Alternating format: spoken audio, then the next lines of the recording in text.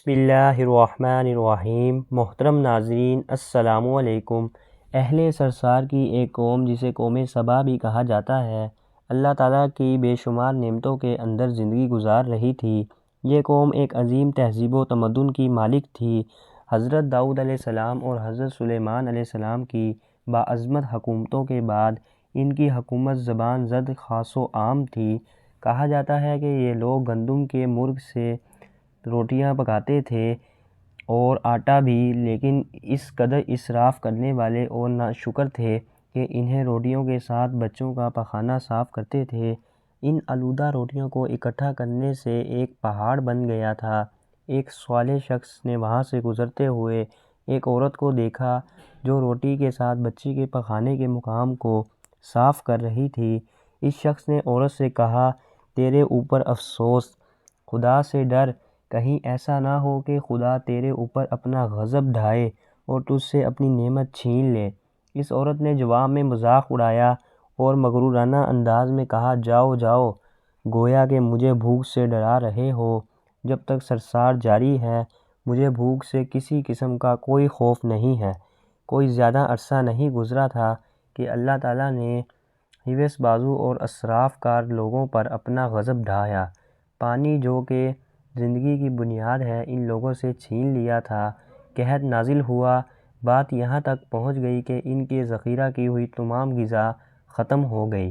آخر کار وہ مجبور ہو گئے کہ انہیں آلودہ روٹیوں پر ٹوٹ پڑیں جو ان لوگوں نے اکٹھی کر کے پہاڑ کے مانند ڈھیر لگایا ہوا تھا، بلکہ وہاں سے روٹی لینے کے لیے صف لگتی تھی تاکہ ہر کوئی وہاں سے اپنے حصے کی روٹی لے سکے۔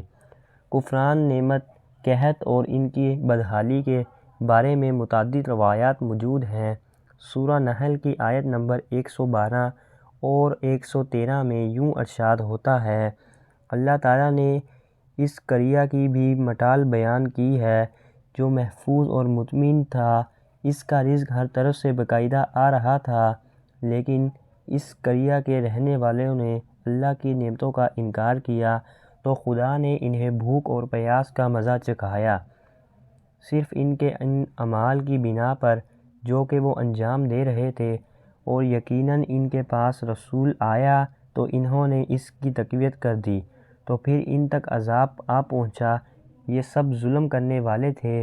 اسی قوم سبا کے بارے میں ایک اور واقعہ بیان ہوتا ہے کہ ان لوگوں نے اپنی زراعت کو بہتر طور پر کاشت کرنے کے لیے پانی ذخیرہ کرنے کی خاطر بلق کے دو پہاڑوں کے درمیان ایک بہت بڑا بند مغرب تعمیر کیا ہوا تھا۔ سوراخ اور دوسرے پہاڑوں سے گزرا ہوا پانی اس بند میں آ کر وافر مقدار میں جمع ہو جاتا تھا۔ قوم سبا نے اسی پانی سے صحیح طور پر استفادہ کرتے ہوئے وسیع و عریض اور بہت سی خوبصورت باغات لگائے اور کھیتی باڑی کو رونق بخشی۔ ان باغات کے درختوں کی شاخیں اس قدر پھلوں سے لدی ہوئی ہوتی تھیں کہ کہتے ہیں کہ اگر کوئی شخص سر پر ٹوکری رکھ کر ان کے نیچے سے گزرتا، پھل خود بخود ٹوکری میں گرنا شروع ہو جاتے اور قلیل مدت میں ٹوکری تازہ پھلوں سے بھر جاتی۔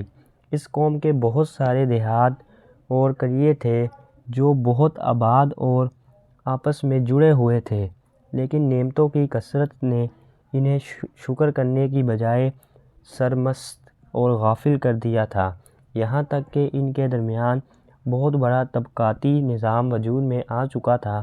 ان میں سے صاحب اقتدار لوگوں نے کمزوروں اور ضعیفوں کا خون چوسنا شروع کر رکھا تھا، یہاں تک کہ ان لوگوں نے خدا سے ایک احمقانہ التماس کا ذکر سورہ نمبر 7 کی آیت نمبر 19 میں ملتا ہے۔ انہوں نے کہا، خدایا ہمارے سفروں کے درمیان فاصلہ زیادہ کر دیں۔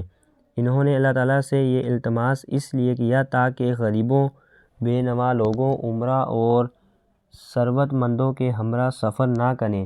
ان کی خواہش یہ تھی کہ آبادیوں کے درمیان خشکی ہو اور فاصلہ بہت زیادہ ہو تاکہ تہی دست اور کم آمدنی والے لوگ ان کی طرح سفر نہ کر سکیں۔ اللہ تعالیٰ نے ان مغرور پیٹ کے پجاریوں پر اپنا غضب نازل کیا۔ بعض تواریخ کے مطابق ان مغرور لوگوں کی آنکھوں سے دور صحرائی چوہوں نے مغارب نامی بند کی دیواروں پر حملہ کر کے انہیں اندر سے کھوکھلا کر دیا۔ ادھر سے بارش زیادہ ہوئی جن کی وجہ سے سیلاب آ گیا، بند میں پانی بہت زیادہ اکٹھا ہو گیا۔ اچانک بند کی دیواریں ٹوٹی، اس سے ایک بہت بڑا سیلاب آیا جس میں تمام دیہات، آبادیاں، مالی مویش، باغات، کھیتیاں، ان کے محل اور گھر پانی میں غرق ہو کر نابود ہو گئے۔ ان کے باغات اور زراعت میں سے صرف کچھ پھلیاں اور بیری کے درخت اور کچھ جھاڑیاں بچی تھیں۔ خوش حال پرندے وہاں سے کوچ کر گئے تھے، جبکہ اور کووں نے قوم سبا کے کھنڈرات میں اپنے گھونسلے بنا دیے تھے۔